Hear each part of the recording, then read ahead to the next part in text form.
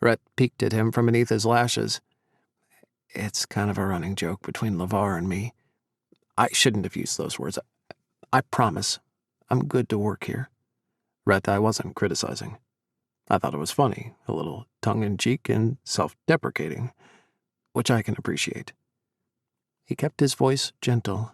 Rhett reminded him of an animal, a rabbit that would flee if you came too close, or a kitten that hadn't decided yet if it could trust you or not. Skittish. That was the word. Oh, okay. Sorry. And my question wasn't purely work-related. You're doing an outstanding job. Your photos are amazing, and I have no concerns whatsoever about your performance or your ability to carry out your duties. The tension between Rhett's eyebrows disappeared. That's good to know. Thank you. I really like this job. Yeah? What do you like about it? Because it seems to me it's so passive. You're recording what others are doing. Again, that's no criticism at all, but it feels to me like you're always the observer. Rhett's face lit up, his blue eyes coming to life. Exactly. And that's what I love about it. I've always preferred to watch from the sidelines. Even in high school, I was the one who did the videos for the football team, took photos for the school newspaper, worked on the yearbook committee every single year. The idea of recording history for prosperity appeals to me. I like how you look at it. That makes perfect sense. And you're good at what you do. I've marveled at your ability to become practically invisible and blend into the background. Even when I know you're taking pictures, I barely notice you.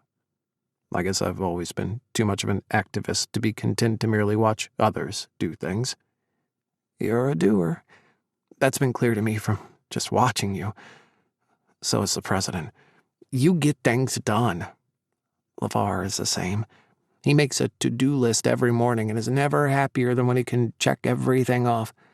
I would be terrified of such a list.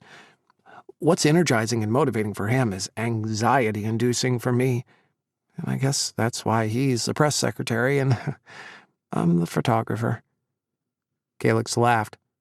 I have to tell you, I have mad respect for him. Facing reporters every day. I'm an extrovert and have always been good at public speaking, but my stomach clenches every time I even set foot into the press room.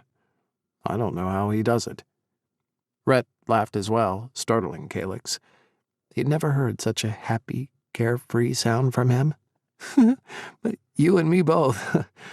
But it's been educational as well as inspiring to watch him grow in his role. I bet. As his roommate, you've had a front row seat to his public and personal life. I can imagine that must have been challenging at times.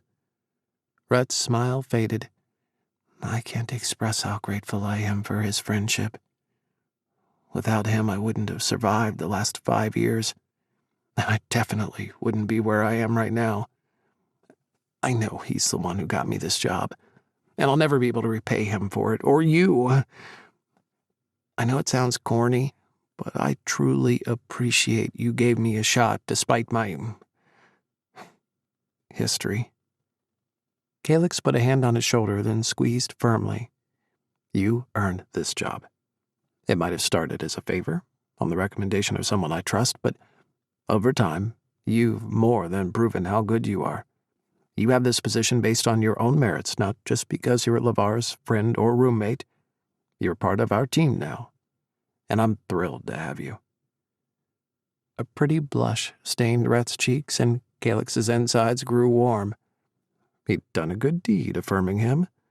What a great way to end this exhausting workday on a positive note. Now, go home and get some sleep. It's been a long day for both of us. I'll see you tomorrow.